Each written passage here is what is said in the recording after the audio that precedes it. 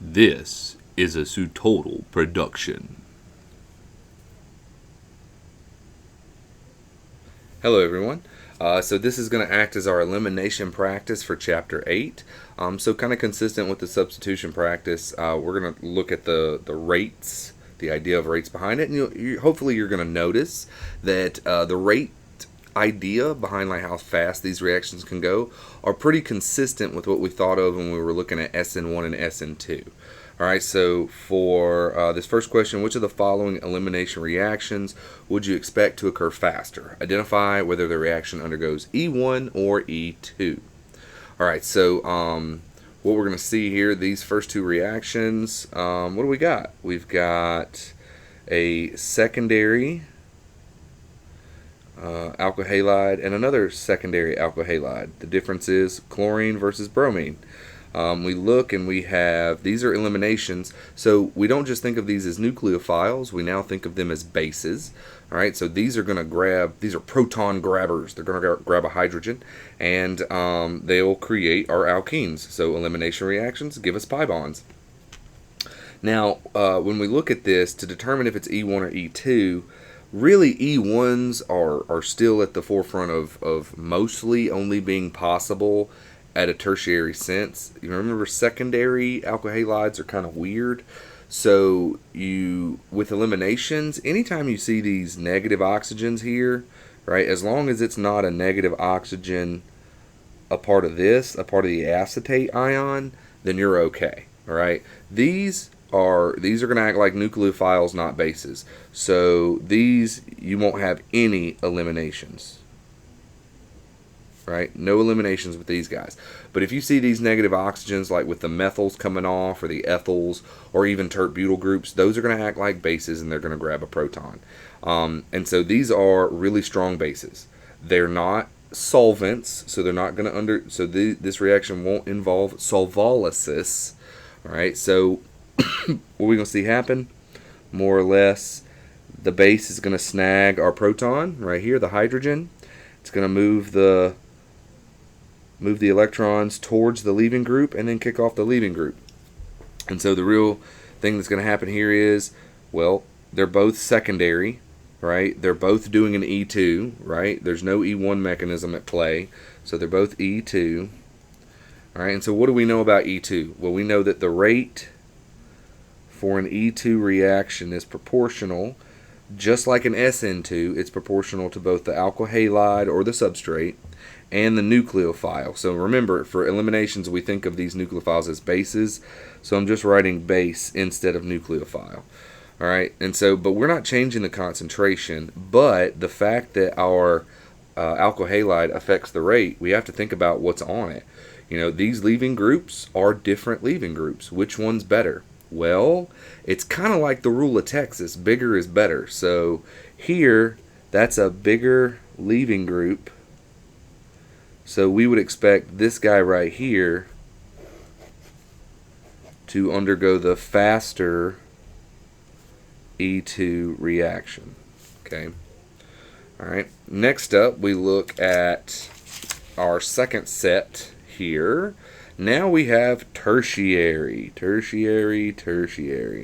All right, and what do we see? They're both the same type of tertiary, no difference in the structure other than leaving group of bromine, leaving group of iodide or iodine. And then what do we see? We see a CH3OH, CH3OH. So these aren't negatively charged now. So these are actually solvents that are acting like our bases, right, to do this elimination. So both of these are going to first step kick off our leaving group, right? I'm going to draw it down here to give us these tertiary carbocations. And so what do we know? Solvolysis, tertiary, everything is pointing that both of these are E1 reactions. And so in making our carbocation here, what do we know about the rate related to E1? Since this is the slow step, right, that's our rate determining step. And so this is the step that really just determines the rate. And if you notice, is our solvent, is our base involved at all in this step? No, it is not. So that is why the rate here is proportional or dependent on pretty much only the concentration of our alkyl halide. Now in that case, yet again, same rules apply. Which one of these is a better leaving group, right? Bigger is better. So bigger means slightly faster E1 reaction, right? So that one's going to be our winner, okay? Now in this number 2, it says identify what would happen to the reaction rate for each reaction in the previous question if the concentration of the nucleophile is doubled. Well, we looked at here for the E1s, right? For these E1s here, the nucleophile slash base, right, does not affect the rate. So nothing changes, right, with doubling the concentration of this guy, CH3OH. Right? So nothing changes if we were to double that. Okay. However, when we go up to our first set of reactions, right, we can see here, well, lo and behold, right, here the rate is determined on both the alkyl halide and the base. So if we double, or not, yeah, so if we double the base concentration, that means that we double the rate. Okay, so the reaction will go faster if we were to double the base or nucleophile concentration. Okay, so that's pretty much answering 1 and 2 right there. Now, next up on the second page, we have some kind of show. Let's go ahead and show the mechanism so that we can actually determine the products here. All right, so let me do this. There we go. All right, so in this one right here, let's see. For each reaction below, determine if it's E1, E2, and give the products. Okay, product or products. All right, so here we have tertiary. Here we have a solvent. So this tells me right away that this guy is an E1. That's it. Tertiary with the solvent, it's E1. All right, so it won't be undergoing E2. So in this mechanism, the first step we're going to see is that the leaving groups got to go. Pack your bags, brother. All right, so let's see. We're going to get a tertiary carbocation here as kind of our intermediate. And then what can happen? Now our base can attack. Now, here's the deal. When we talk about these products that form, they're going to be alkenes. We have 2 types of alkenes. We have the Zaitsev's product, the more stable alkene, and then we have the Hofmann product, right? So that's Zaitsev's versus Hofmann, right?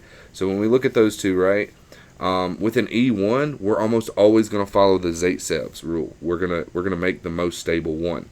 The Hofmann really only comes into play when we're doing E2s. Okay, so for E1, we have to look where would we get the most stable alkene. So this guy would have to take a base from either here, here, or here. Sorry, the base would have to take a hydrogen from one of these 3 positions.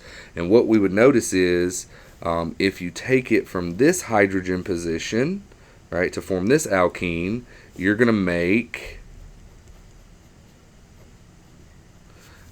this tetra-substituted alkene. And that's going to be your most stable, right? And the more substitution, the more stable it is.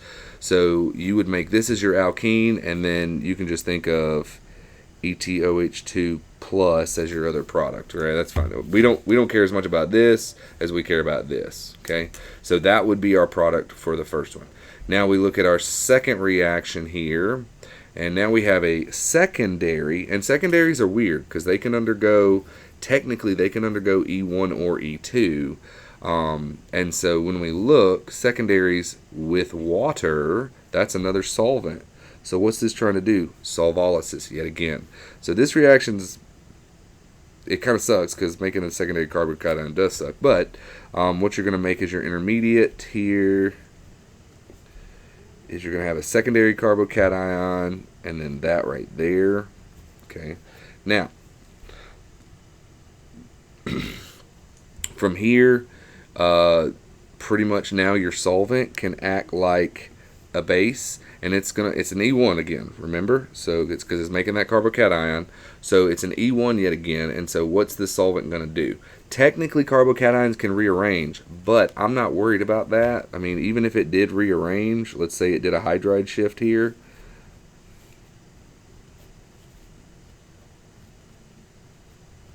I'd get my positive charge there, right? So let's just say the hydride shift happens, all right? So I get my carbocation rearrangement. Now at this point, what's going to happen? The solvent is going to take a hydrogen from either here, here, or here. And technically these two are equivalent, and so it doesn't really matter between these two. But we know it's not going to take this one, because remember, E1s prefer the Zaitsev's product, and it would do better if we were to take one of these two hydrogens. So that's what I'm going to show, it grabbing one of those two hydrogens like so. Okay, so our final product here, oh, I did it. I can't believe I did it. So our final product here would be that right there. Okay, I know I took it from the bottom, but it's the same thing. If I were to write the pi bond right here, and you go to name that alkene, it would be the same thing. So, all right. So that would be our major product for this reaction, and of course you would have hydronium as well, H3O plus, but we don't care about that right now. All right. Next up, if we were to look at all of these right here, you notice a common trend. You have a negative oxygen, you have an ethoxide, you have a negative oxygen, that's tert butoxide, you have another tert butoxide, and then you have another negative oxygen. So I'm going to go ahead and tell you right now, because we're using these strong bases, right, not a solvent, every single one of these is an E2. We can go ahead and just make that assessment. E2, E2, E2. It doesn't matter, as long as these aren't methyl, they can do eliminations in the form of an E2, right? Methyls can't do eliminations at all. But so with that, what that means is we have to pay attention. These bases are different based off their size. So here we have a small base. Here we have a bulky base. Right? And so a small base is going to easily follow, right, Zaitsev's rule here. So the small bases, so this one and the last one, they're going to try and make the most stable alkene possible. So let's look at this. Here's our leaving group, right, that's got to go. So that means this has to attack a hydrogen either here or a hydrogen here. And so based off what we know about the more substituted alkene, it's going to grab this hydrogen, right, move those electrons between these two carbons to form a pi bond and kick off the lone pair. So we're going to see here our major product is that, the Zaitsev's product.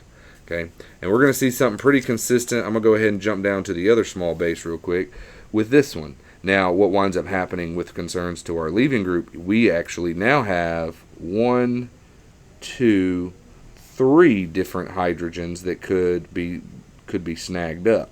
And so if we look at this very carefully, the hydrogen it's going to prefer to take is that one, because that'll give us the more substituted alkene by putting the pi bond there, kicking the bromine off. So let's look at, we got 1, 2, 3, 4, 5.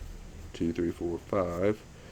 All right, we're going to see a methyl pointing up there, a pi bond right there, and then I got this isopropyl, oh no, this ethyl group, sorry, this ethyl group that stays there. So that's what I would expect for my product. All right, and that's right, that's going to be the most stable. If I were to take it right here, I would get a mono substituted alkene. If I were to take it right here, I would get a a tri-substituted alkene. So this is tetra, that's our most stable one. And then of course we also do make the ETOH with the positive oxygen. Okay. Now, here's the deal with these other two, the bulky ones, the tert butoxide group. Right, this tert butoxide, right, it's too bulky. So technically, these more crowded hydrogen regions here, it's going to have a harder time reaching. So it's going to take the less sterically hindered hydrogen. And so when we look at these two hydrogen positions, right? That one's just kind of out there, exposed, ready to be grabbed up. So that's going to be the hydrogen that gets taken, that then pushes our bond to form the pi bond there, and kick off our bromine. All right, so 1, 2. All right, so the big difference here, right? These were the exact same substrates, right? They were 2-bromobutane, right? Both of them. And what happened, right? Depending on the size of the base, it affected what type of alkene we made, right? The more substituted or the less substituted. So the Zaitsev alkene or the Hoffman alkene, all right? Next up, we got the same situation going on here, bulky base, and we still have those 3 hydrogens, but we know that this one, those 3 separate types of hydrogens, that's going to be the one that's the easiest to grab, right? It's on a primary carbon. This hydrogen is on, the hydrogen here is on a secondary carbon. The hydrogen here is on a tertiary carbon. So this one is the less sterically hindered. So it's going to grab the hydrogen there, which is then going to push those electrons to form the pi bond here towards the leaving group, and then kick the leaving group off. So we got, right, so we got that guy right there. That would be our final product, or our major product, right? So that would be the Zaitsev's product. That would be the Hoffman. This would also be the Hoffman. And this one would be the Zaitsev's. Alright, y'all. Stay weird. And keep practicing.